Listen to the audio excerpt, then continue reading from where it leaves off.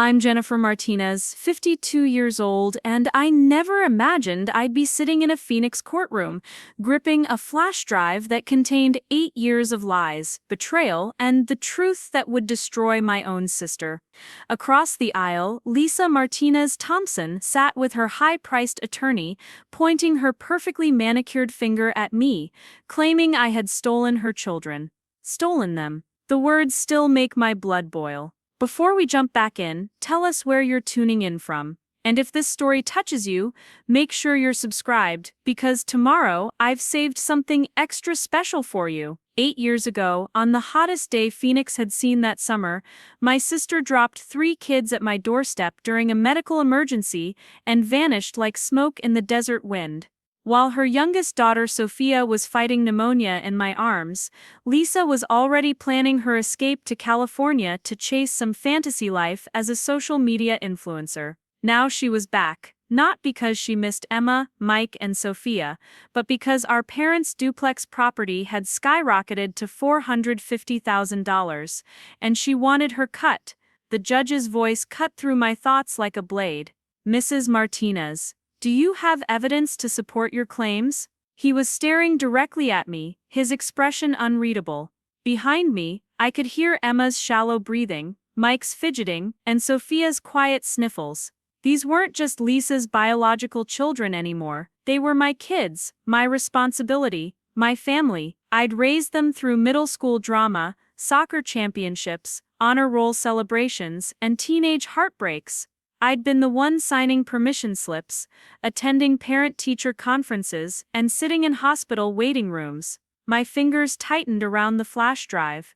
8 years of security footage, medical records, text messages begging for money, and social media posts showing Lisa living her best life in Malibu while her children wondered why mommy never called.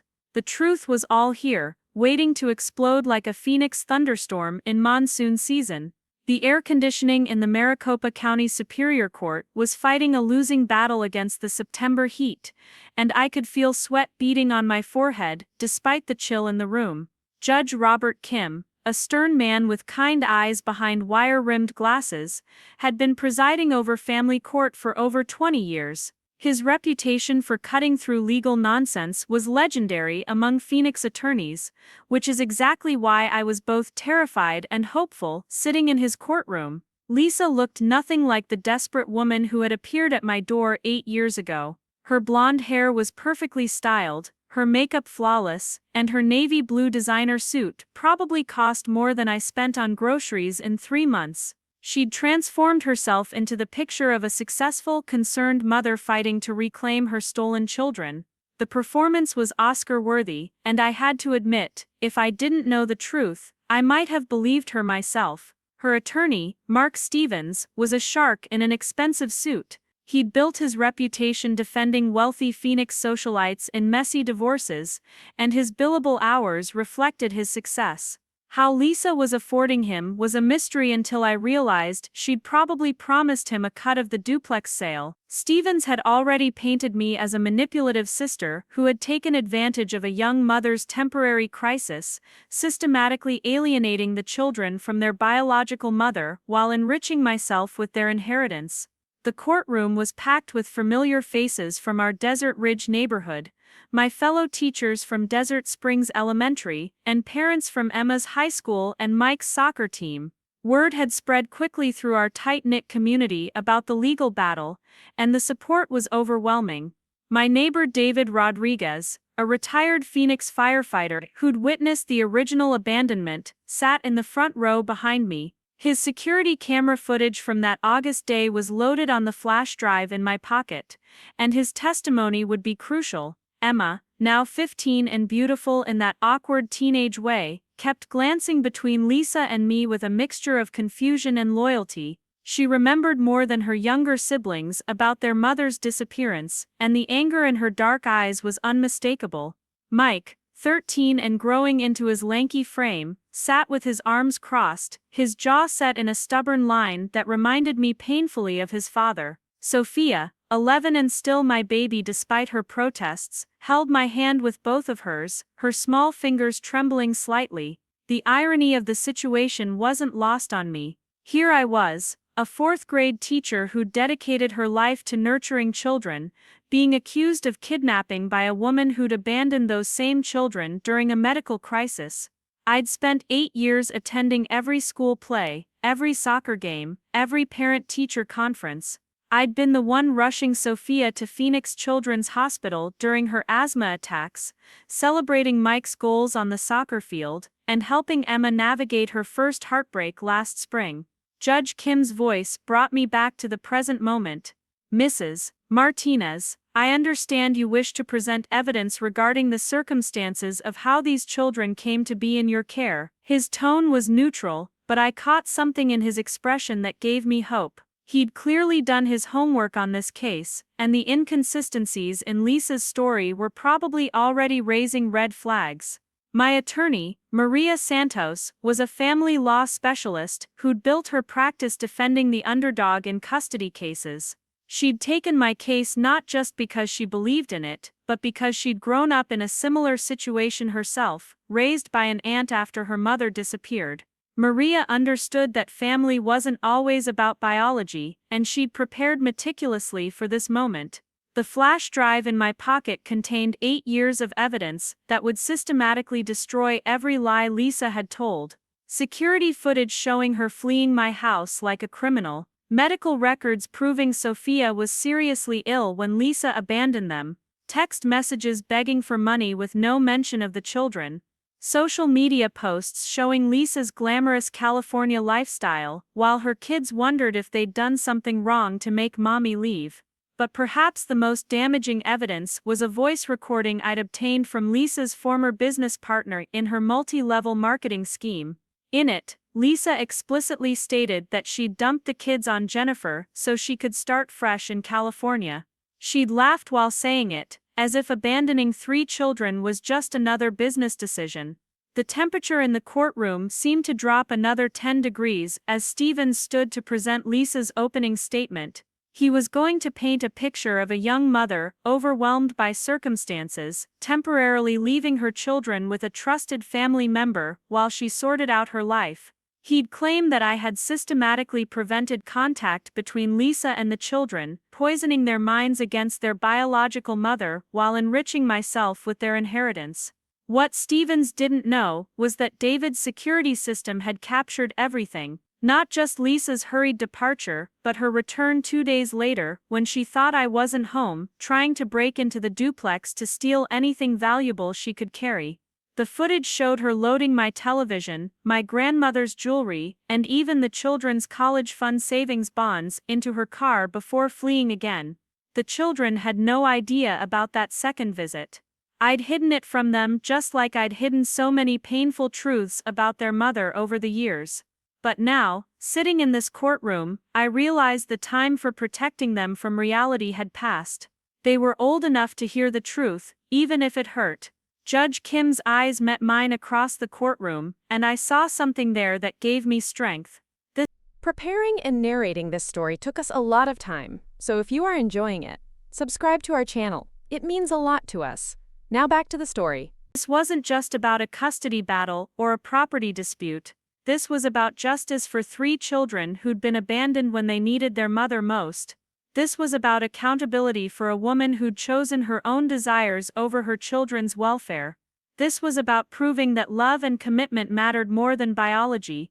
The flash drive seemed to burn in my pocket as I waited for my turn to speak. 8 years of sacrifice, 8 years of putting 3 children's needs before my own, 8 years of being both mother and father to kids who deserved so much better than the hand they'd been dealt. I'd postponed my master's degree, worked evening tutoring jobs, sold my car, and taken the bus to work, all to provide for Emma, Mike, and Sofia. Lisa's performance was about to begin, but I was ready. The truth had a power that no amount of expensive legal maneuvering could overcome. As Judge Kim called the court to order and Stevens approached the bench, I took a deep breath and prepared to fight for my family. The real battle was just beginning. Part 2, the intrigue amplifier. Stevens launched into his opening statement with the confidence of a man who'd never lost a high-profile case. His voice carried across the courtroom with theatrical precision, as he painted Lisa as a victim of circumstances, and me as an opportunistic predator who'd exploited a family crisis for personal gain. Your Honor, Stevens began, adjusting his platinum cufflinks. My client, Mrs. Lisa Martinez-Thompson, finds herself in the heartbreaking position of fighting to reclaim her own children from a sister who has systematically destroyed the mother-child bond. 8 years ago, during a particularly difficult period in her life, Mrs. Martinez-Thompson made the painful decision to temporarily place her children with her sister while she addressed some personal challenges. I had to bite my tongue to keep from laughing out loud. Personal challenges. That was one way to describe abandoning sick children to chase Instagram fame in California. Stevens continued his performance, his hands gesturing dramatically as he spoke. What was meant to be a temporary arrangement became a nightmare of parental alienation.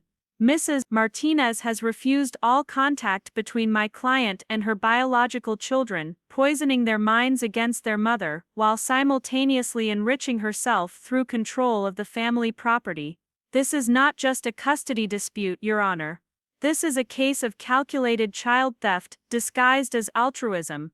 The words hit like physical blows, and I felt Emma's hand slip into mine. Behind his expensive rhetoric, Stevens was essentially calling me a kidnapper and a thief. But what he didn't know was that every accusation he made could be systematically dismantled with the evidence I carried. Maria Santos sat calmly beside me, occasionally jotting notes but showing no reaction to Stevens' theatrical display. She'd warned me that Lisa's attorney would come out swinging, trying to establish a narrative that painted Lisa as the victim. But Maria had also assured me that truth had a way of cutting through even the most elaborate lies. The flash drive in my pocket contained something Stevens couldn't possibly have anticipated. David Rodriguez wasn't just a helpful neighbor who'd witnessed the abandonment.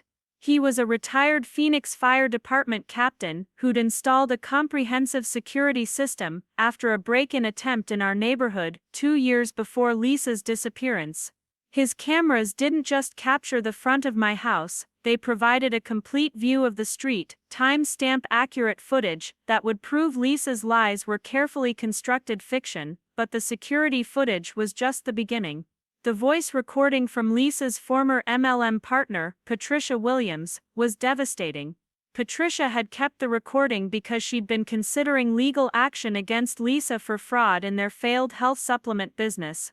In it, Lisa clearly stated that she'd finally gotten rid of the kid problem and could now focus on building her personal brand in California. Stevens was building toward his conclusion, his voice rising with practiced emotion. Mrs. Martinez-Thompson has been denied even basic communication with her children for 8 years. She has been excluded from every milestone, every achievement, every moment of their lives. She has watched from afar as her sister has essentially stolen her children and her inheritance, all while claiming to act in the children's best interests. I caught Judge Kim's expression and saw something that gave me hope. His eyebrows were slightly raised, and he was taking notes with the intensity of someone who smelled something fishy. Stevens' story was passionate, but it had holes large enough to drive a fire truck through. The medical records alone would destroy the temporary arrangement narrative. Sofia had been hospitalized with pneumonia for 4 days, and I was the only person listed as an emergency contact. Lisa had changed her phone number 3 times in the first 6 months after leaving, never providing updated contact information to the hospital, the schools, or even me.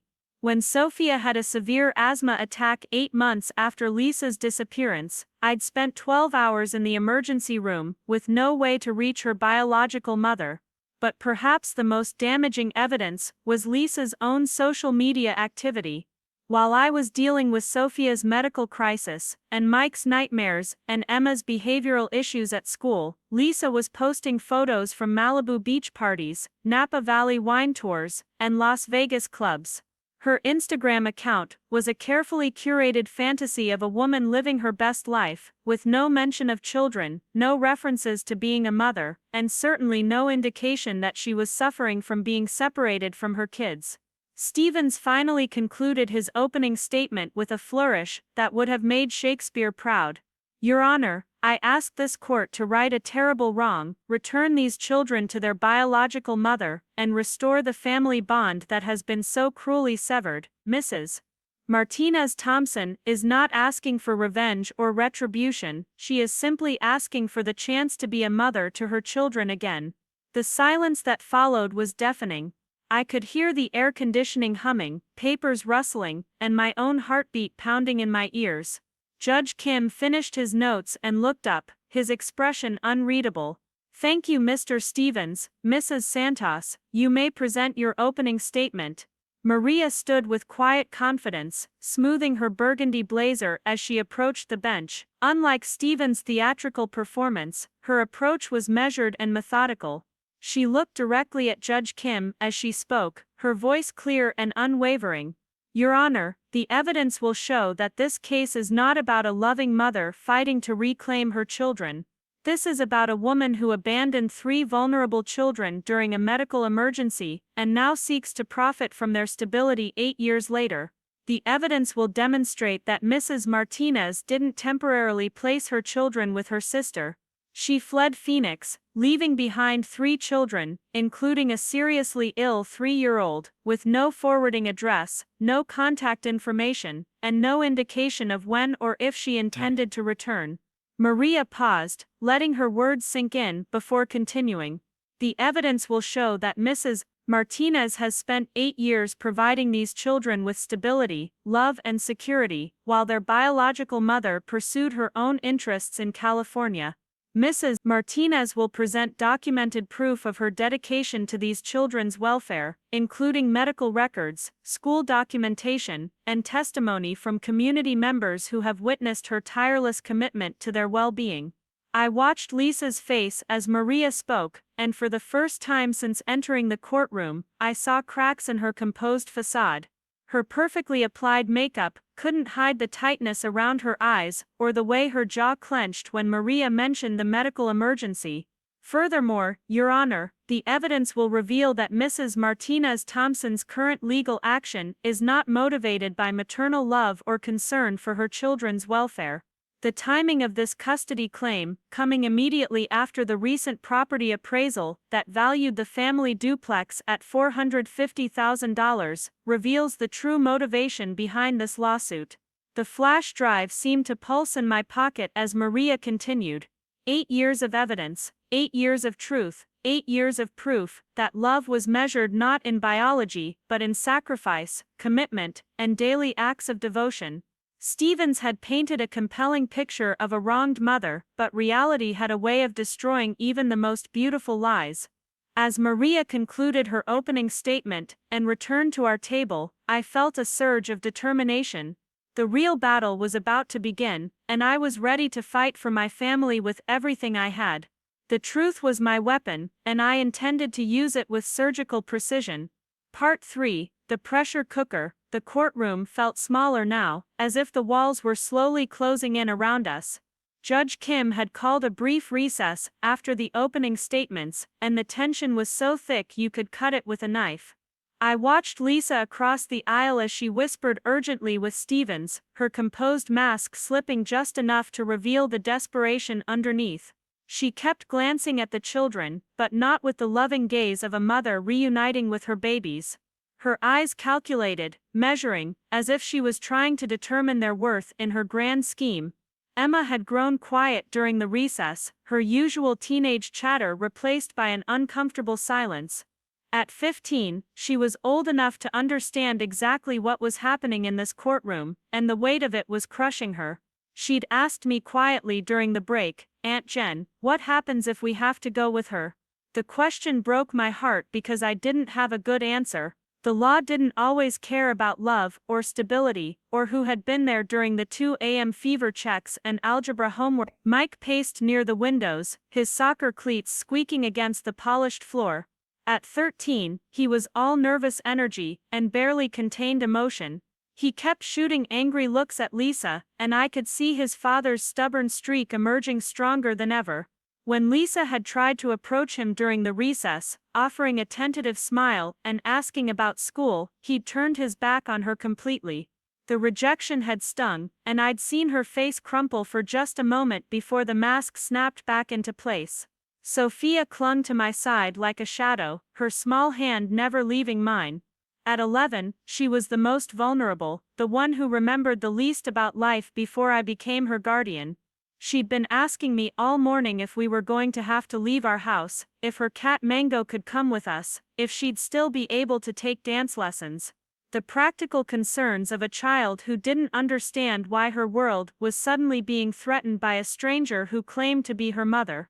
David Rodriguez caught my eye from across the room and nodded grimly. His testimony would be crucial, and we both knew it. As a retired fire captain, his word carried weight in Phoenix, and his security footage was time-stamped and unalterable. But more than that, David had been there. He'd seen Lisa's frantic departure, witnessed my struggle to care for 3 abandoned children, watched me transform from a single teacher into a devoted mother practically overnight. Dr. Patricia Williams, Sofia's pediatrician, sat in the back of the courtroom with a thick file folder in her lap. She'd been Sofia's doctor since that terrifying first night when the little girl's fever spiked to 104 degrees, and I'd had to rush her to Phoenix Children's Hospital with no medical history, no insurance cards, and no way to contact her biological mother. Dr. Williams had worked with me to establish emergency guardianship so Sofia could receive treatment, and she'd watched me navigate the complex medical needs of a chronically ill child for 8 years. The court reporter was setting up her equipment again, the soft clicking of her keys, a familiar soundtrack to my anxiety. Everything said in this room would be recorded, transcribed, and become part of the permanent record. 8 years of my life, 8 years of the children's lives, reduced to legal testimony and evidence exhibits. Maria Santos was reviewing her notes one final time, her expression calm but focused. She'd explained to me that the next phase would be the most critical. Stevens would call Lisa to testify first, giving her the opportunity to present her version of events. Then Maria would have the chance to cross-examine, and that's when the real battle would begin. The flash drive in my pocket felt heavier with each passing moment, loaded with 8 years of truth that would systematically destroy every lie Lisa was about to tell. Stevens was conferring with Lisa at their table, pointing to documents and speaking in hushed, urgent tones. I caught fragments of their conversation, something about staying calm, sticking to the script, and remembering that perception was reality in family court. It was clear they had rehearsed her testimony extensively, crafting a narrative designed to maximize sympathy while minimizing accountability. The bailiff called for order as Judge Kim returned to the bench. His expression was serious, and I could tell he'd used the recess to review the preliminary documents Maria had submitted. The medical records alone painted a devastating picture of Lisa's abandonment, but I wondered if it would be enough to overcome the powerful narrative of a mother fighting to reclaim her children. "Mr. Stevens, please call your first witness," Judge Kim said, settling into his chair with the weary authority of a man who'd seen every possible family tragedy play out in his courtroom. "Your Honor, I call Lisa Martinez-Thompson to the stand." Lisa stood slowly, smoothing her designer suit and checking her reflection in the window one last time. She walked to the witness stand with practiced grace, her heels clicking confidently against the marble floor. As she raised her right hand to be sworn in, I noticed her hands were shaking slightly, the only sign that her composed exterior was carefully maintained. "Do you swear to tell the truth, the whole truth, and nothing but the truth, so help you God?" "I do," Lisa said, her voice clear and strong. She settled into the witness chair and looked directly at Stevens, avoiding eye contact with me or the children completely. Stevens approached the witness stand with the confidence of a predator sensing wounded prey. His questions would be carefully crafted to elicit maximum sympathy while avoiding the inconvenient details that would expose Lisa's lies.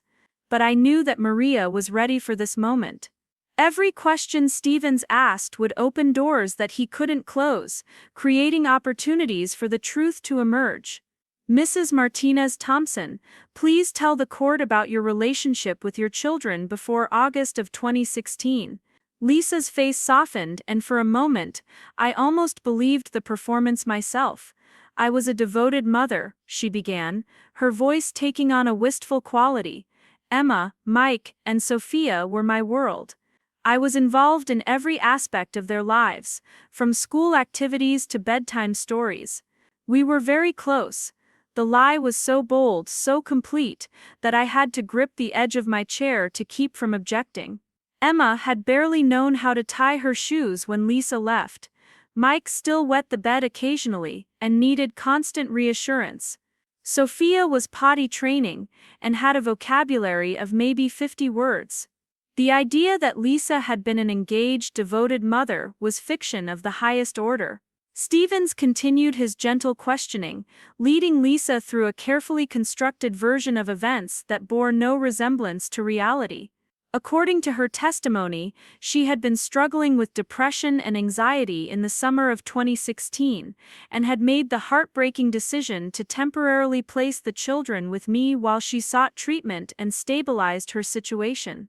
"It was the hardest thing I'd ever done," Lisa continued, dabbing at her eyes with a tissue Stevens had conveniently provided. "But I knew Jennifer would take good care of them while I got the help I needed."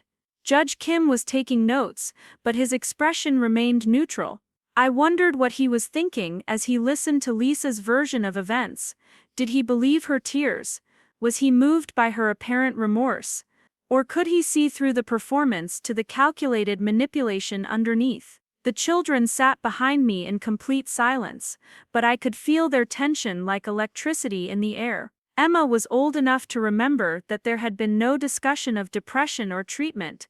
There had been no tearful goodbye or explanation. Lisa had simply vanished, leaving 3 confused children wondering what they'd done wrong. Stevens was building toward the climax of Lisa's testimony, the part where she would claim that I had systematically prevented her from maintaining contact with the children. This was where her story would become truly creative, because she'd have to explain 8 years of complete absence while painting herself as a victim of my supposed manipulation.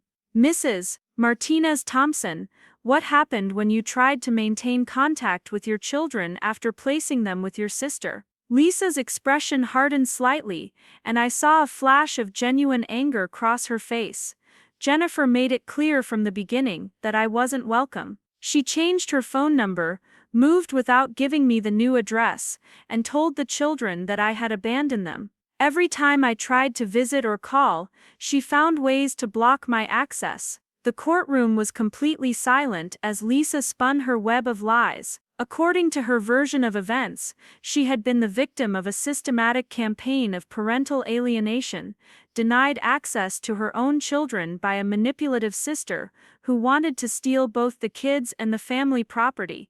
But I knew something Lisa didn't know I knew. The flash drive in my pocket contained not just David's security footage and the medical records, but also a complete record of Lisa's phone activity from our shared family plan. For the first 6 months after she left, her phone had been active in California. She'd made hundreds of calls to various numbers in Los Angeles, Las Vegas, and San Diego. She'd sent thousands of text messages, but not a single call or text to me, to the children's schools, or to any number associated with Phoenix. Stevens was nearing the end of his direct examination, having successfully painted Lisa as a loving mother who had been wronged by circumstances and manipulated by a greedy sister. His final questions were designed to cement the narrative of redemption and maternal love conquering all obstacles. "Mrs. Martinez-Thompson, why are you here today?" Lisa looked directly at the children for the first time since taking the stand, and I saw Emma flinch under her gaze. "I'm here because I love my children, and I've never stopped fighting for them. I've spent 8 years trying to rebuild the relationship that was taken from us, and I believe it's time for our family to be whole again." The performance was flawless, the emotion seemingly genuine, but I knew the truth about those 8 years, and soon so would Judge Kim. The flash drive contained proof of exactly how Lisa had spent her time since abandoning her children, and it wasn't fighting for them or trying to rebuild relationships. It was building a social media empire, chasing influencer fame, and living a lifestyle that had no room for the responsibilities of motherhood. As Stevens returned to his table with a satisfied expression, I felt the weight of what was coming. Maria would now have the opportunity to cross-examine Lisa, and that's when the carefully constructed lies would begin to crumble. The truth had a power that no amount of theatrical emotion could overcome, and I was about to watch 8 years of deception collapse under the weight of evidence. Judge Kim looked at Maria expectantly. "Mrs. Santos, your witness." The real battle was about to begin. Part 4. The community bridge. Maria Santos stood slowly, her movements deliberate and confident. Unlike Stevens' theatrical approach, Maria's style was methodical, like a surgeon preparing to make a precise incision. She approached the witness stand with a folder in her hands, and I could see Lisa's composure beginning to crack around the edges. The soft questions were over. Now came the reckoning. "Mrs. Martinez-Thompson, you testified that you were a devoted mother before August 2016, is that correct?" "Yes, that's correct," Lisa replied, but her voice had lost some of its earlier warmth. "And you testified that you made the heartbreaking decision to temporarily place your children with Mrs. Martinez while you sought treatment for depression and anxiety." "Yes." Maria opened her folder and pulled out a document. "Your Honor, I'd like to present Exhibit A, medical records from Phoenix Children's Hospital, dated August 15 through August 19, 2016. Judge Kim nodded, and Maria handed copies to the court clerk and to Stevens. Lisa's eyes widened slightly as she recognized the hospital letterhead. "Mrs. Martinez-Thompson, were you aware that your daughter Sofia was hospitalized with severe pneumonia for 4 days in August 2016? Lisa hesitated, clearly not expecting this line of questioning. Yes, I was aware she was ill." "Were you present at the hospital during her treatment?" No, I had already made arrangements for Jennifer to handle medical issues." Maria's eyebrows raised slightly. "So you made arrangements for your sister to handle medical emergencies before you left?" "Yes, we discussed it." "I see. And where were you during those 4 days while your 3-year-old daughter was fighting for her life in the pediatric ICU?" The courtroom was dead silent. Lisa's face had gone pale, and she was gripping the edge of the witness stand with white knuckles. I was getting treatment." "What kind of treatment, Mrs. Martinez-Thompson?" "I was seeing a therapist." Maria consulted her folder again. "Your Honor, I'd like to present Exhibit B, phone records from August 2016, showing the defendant's location and activity during the period in question." Stevens started to object, but Judge Kim waved him off. "I'll allow it. Please continue, Mrs. Santos." "Mrs. Martinez-Thompson, according to these phone records, during the 4 days your daughter was hospitalized in Phoenix, your cell phone was pinging towers in Malibu, California. Can you explain this discrepancy?" Lisa was silent for a long moment, her carefully constructed story beginning to unravel. The treatment facility was in California." "What was the name of this treatment facility?" "I don't remember the exact name." "You don't remember the name of the facility where you received treatment for depression and anxiety while your daughter was fighting pneumonia?" "It was 8 years ago. I've tried to put that difficult time behind me." Maria nodded sympathetically, but her next question was like a dagger. "Mrs. Martinez-Thompson, I'd like to show you Exhibit C, your Instagram posts from August 2016. Stevens shot to his feet. "Objection, Your Honor. Social media posts are not relevant to this custody matter." "Your Honor," Maria replied calmly. "The defendant has testified about her mental state and activities during the time period in question. Her social media activity directly contradicts her testimony and goes to the heart of her credibility." Judge Kim considered for a moment. "I'll allow it, but keep it relevant, Mrs. Santos." Maria approached the witness stand with a tablet, swiping to show Lisa's Instagram feed from August 2016. The images were devastating. Lisa at a Malibu beach party, Lisa at a Hollywood nightclub, Lisa posing with expensive cocktails and designer handbags.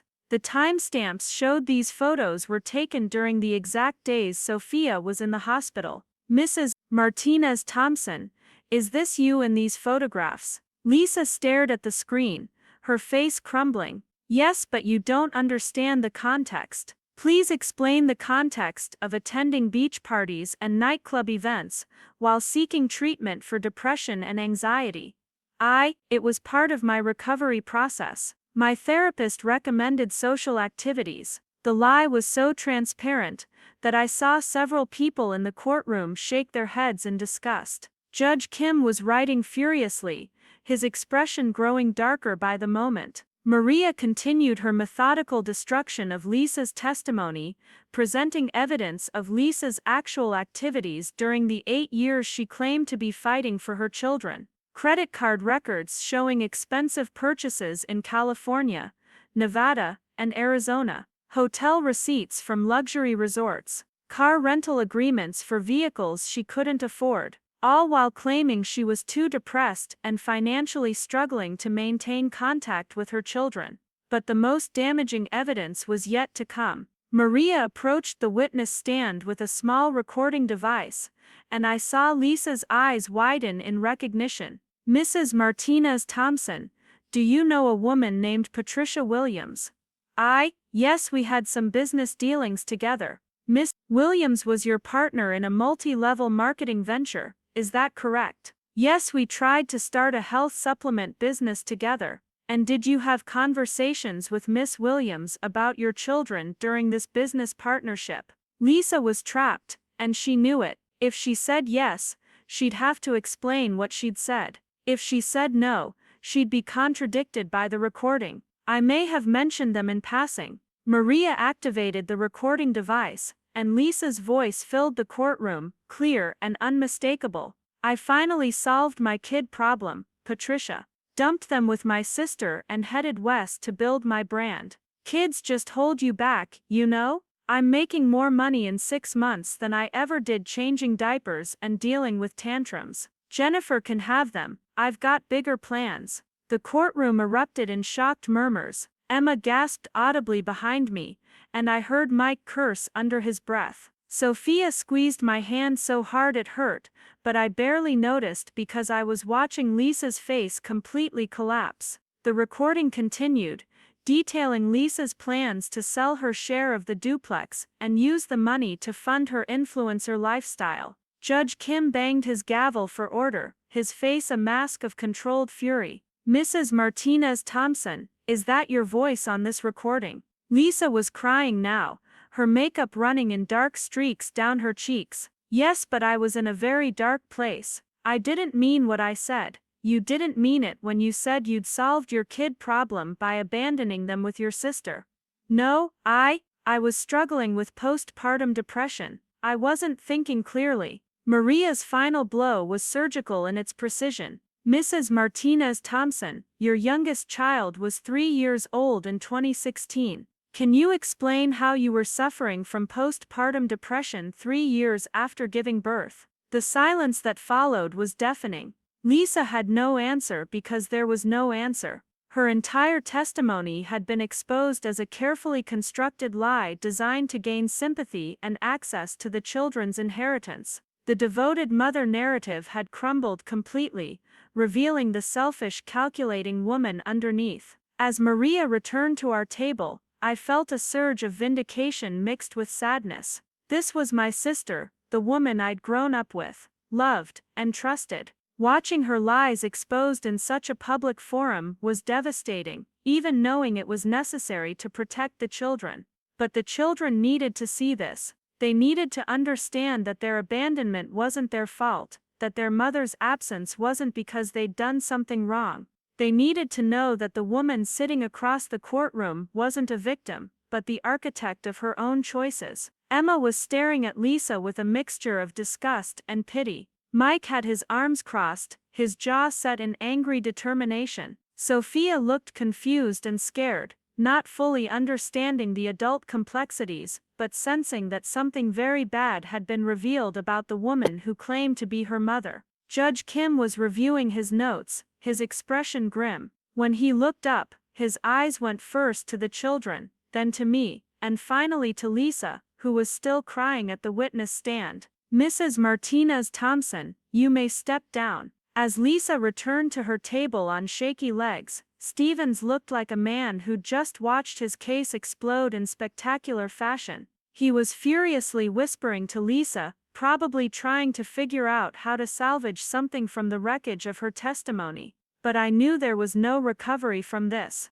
The recording alone was enough to destroy any credibility she might have had, but combined with the medical records, phone records, and social media evidence, it painted a picture of a woman who had coldly calculated her abandonment of 3 vulnerable children.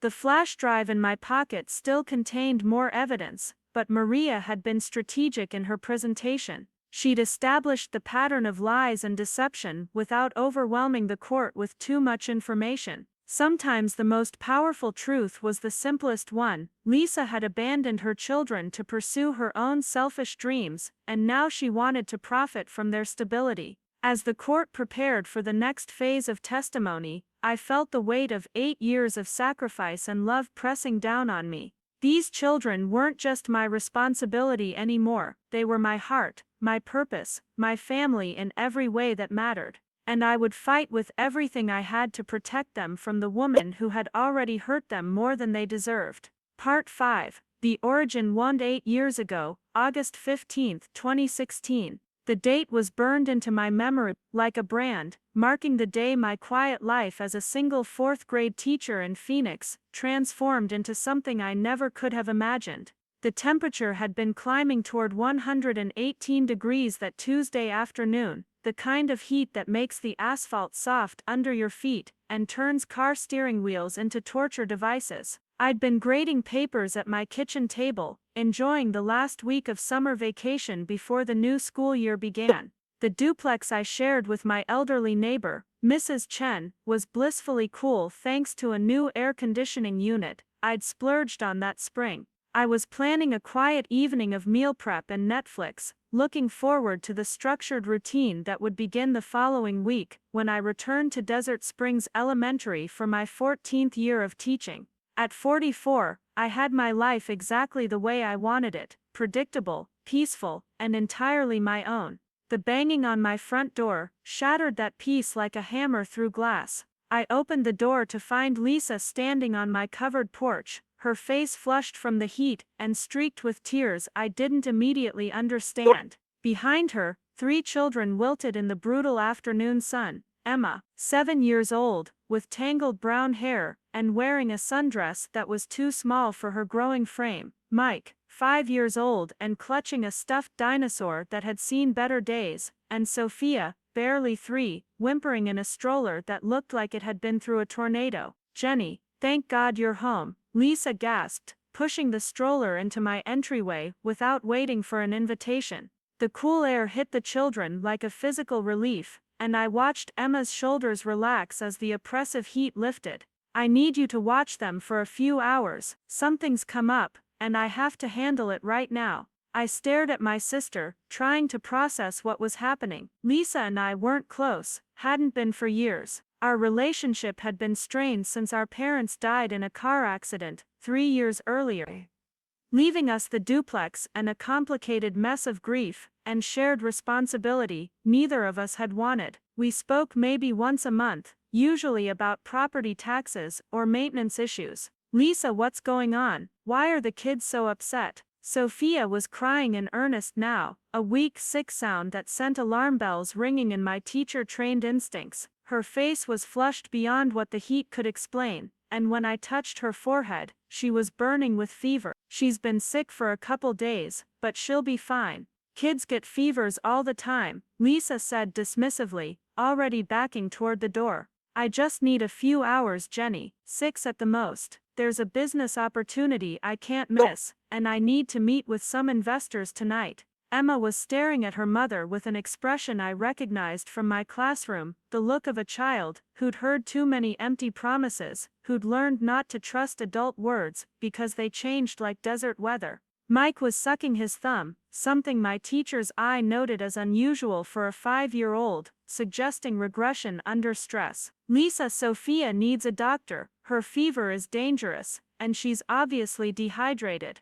She'll be fine with some children's Tylenol. You're a teacher, you know how to handle sick kids. Lisa was already at the door, her keys jingling with nervous energy. I'll be back by midnight, I promise. This could change everything for us. Before I could protest further, she was gone, her car peeling out of the driveway, with a spray of gravel that clicked against my front window like hail. I stood in my doorway, 3 abandoned children behind me, watching my sister's taillights disappear into the heat waves rising from the asphalt.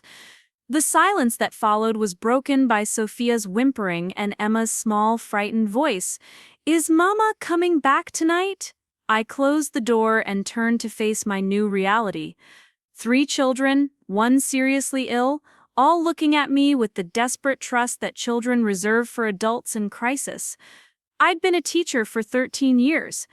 I understood child development, recognized the signs of neglect and distress, knew how to comfort scared kids. But this was different.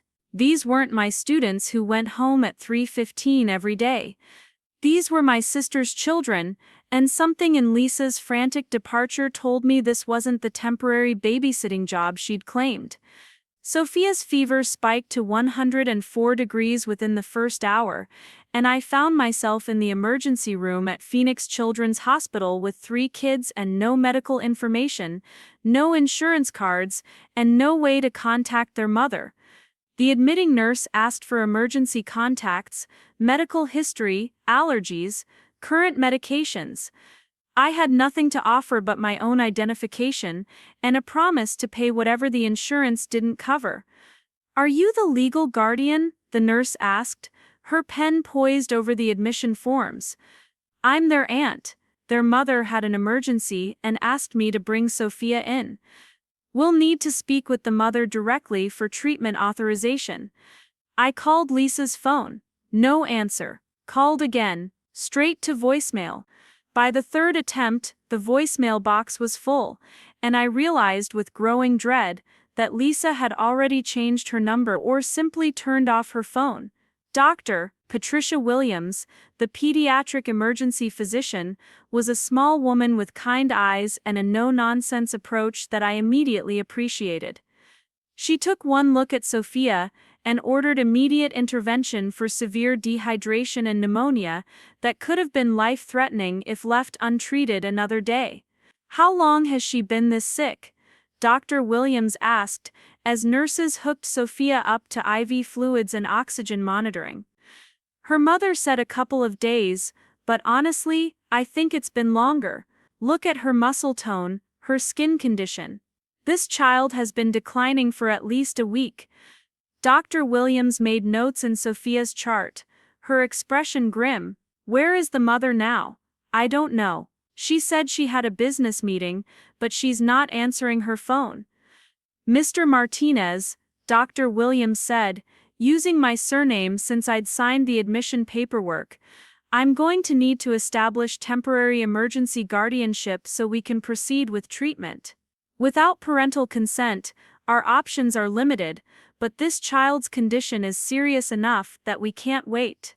The paperwork was a blur of legal language and medical terminology, but the core message was clear. I was now legally responsible for Sofia's medical care until her mother could be located. As I signed document after document, I felt the weight of responsibility settling on my shoulders like a lead blanket. Emma and Mike sat in the hospital waiting room chairs that were too big for them, sharing a package of crackers from the vending machine. Emma was trying to read a children's book to Mike, but I could see her hands shaking from stress and exhaustion. These kids needed stability, needed someone to take charge and make the scared feelings go away. Sofia spent 4 days in the hospital, fighting pneumonia that had been complicated by dehydration and neglect. I slept in the uncomfortable recliner beside her bed, holding her tiny hand through the worst of the fever dreams and breathing treatments. Emma and Mike stayed with David Rodriguez, my neighbor who'd volunteered when he saw me loading 3 strange children into my car at midnight for the hospital run. Lisa never called, never came to the hospital, never responded to the dozen voicemails I left on whatever number she was using. By the 3rd day, I stopped trying to reach her and focused entirely on the children's needs. When Sofia was finally released, I brought all 3 kids back to my duplex and tried to figure out what came next. Emma needed to be enrolled in 2nd grade. Mike was supposed to start kindergarten. Sofia required follow-up medical care and was still too weak for daycare. None of them had adequate clothes for the new school year, and their emotional needs were as complicated as their practical ones. I spent that first week making phone calls, visiting schools, shopping for everything from underwear to backpacks. Emma cried herself to sleep every night, asking when Mama was coming home. Mike had accidents and nightmares. Sofia developed separation anxiety and refused to let me out of her sight. The duplex that had been my peaceful sanctuary became chaos central. Cartoon shows on the television, toys scattered across every surface, the constant background noise of children living their lives. My carefully organized schedule imploded under the demands of 3 kids who needed constant attention, reassurance, and care. But somewhere in that first overwhelming week, something shifted.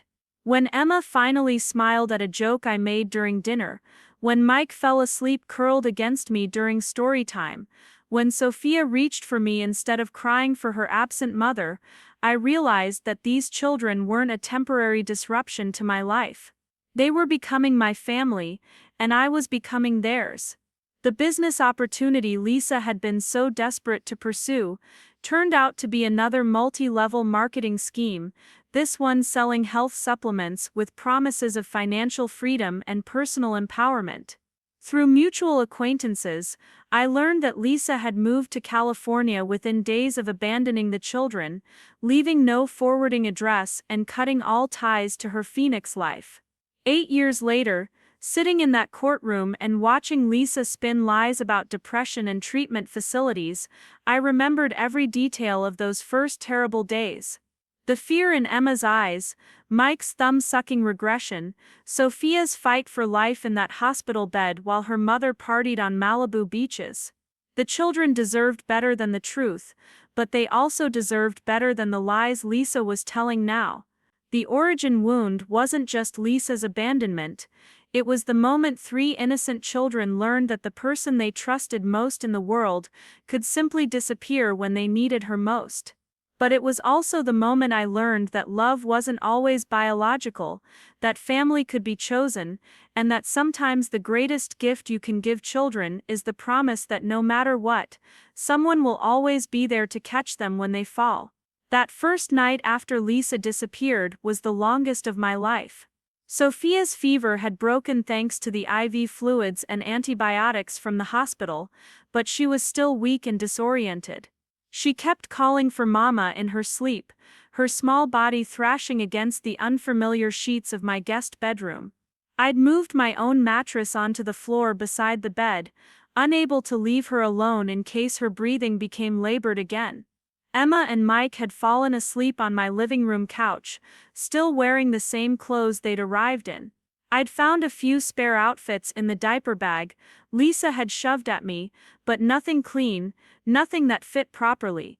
Emma's sundress was stained with juice and had a tear in the hem. Mike's shorts were too big, held up by a belt that had been punched with extra holes. These children had been dressed like afterthoughts, packed up like luggage without care or consideration. The diaper bag itself told a story of hasty preparation and neglect. Inside I found 3 diapers for a 3-year-old who wasn't fully potty trained, 2 juice boxes, a sleeve of crackers that had already been opened and spilled crumbs everywhere, and a handful of random toys that looked like they'd been grabbed from a toy box without thought. No change of clothes, no comfort items, no medications despite Sofia's obvious illness, no snacks appropriate for children their ages. I sat at my kitchen table at 3 a.m., staring at Lisa's contact information in my phone and trying to make sense of what had happened. The business opportunity excuse felt hollow now that I'd had time to think about it. What kind of business meeting happened at midnight on a Tuesday?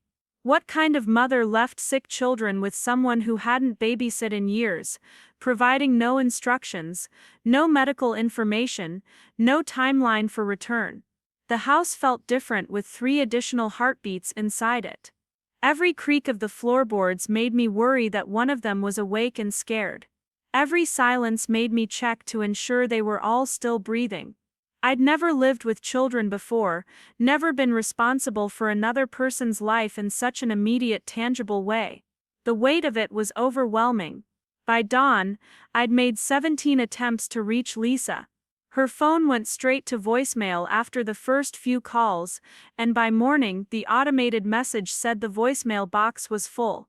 I tried calling her workplace, a real estate office where she'd been working part-time, only to learn that she'd quit the previous week without giving notice.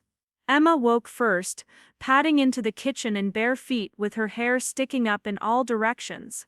She climbed onto a chair and stared at me with those serious brown eyes that seemed too old for her 7-year-old face.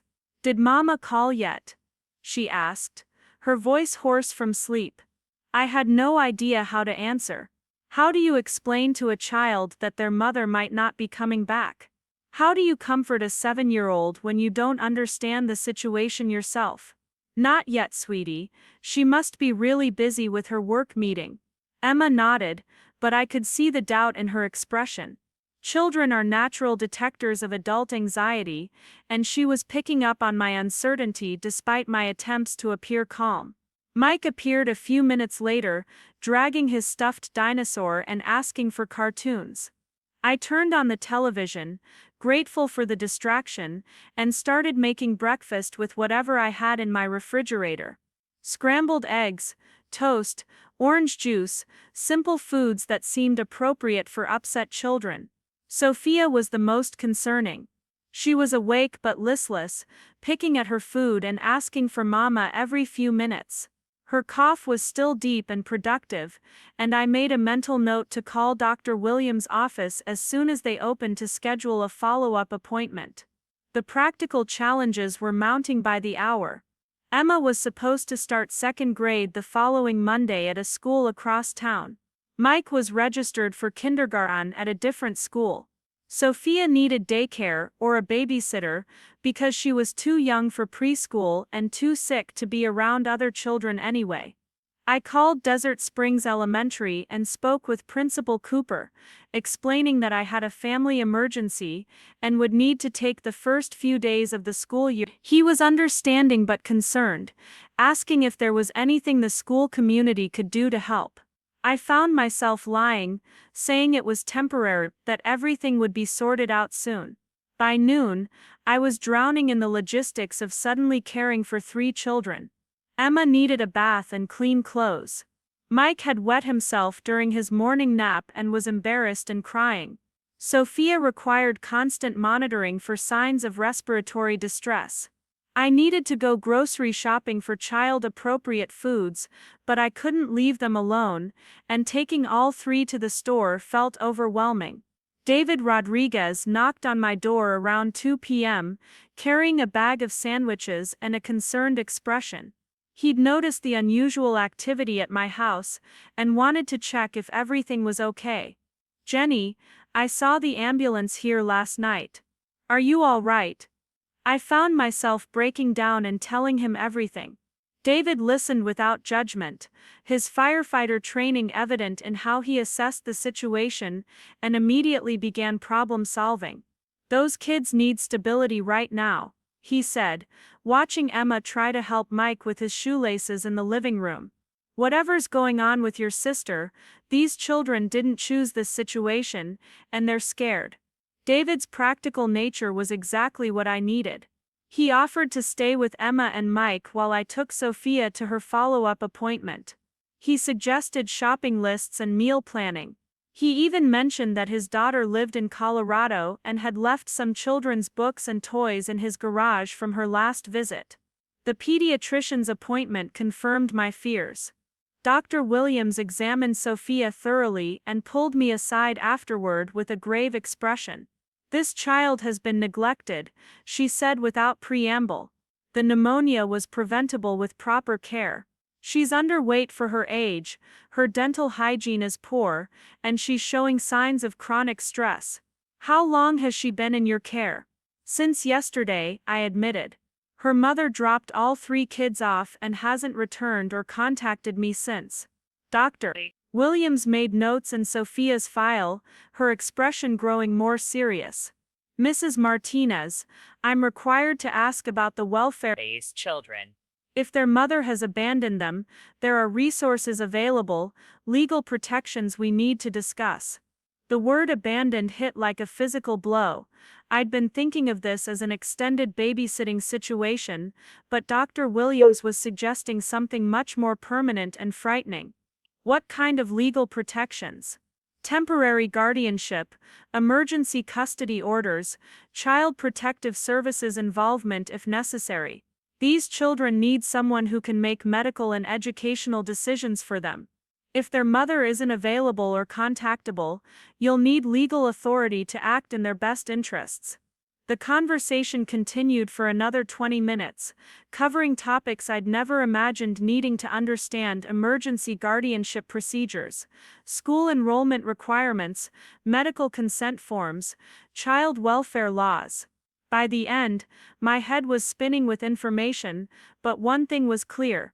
If Lisa didn't return soon, I would need to make some serious legal and personal decisions about the children's future.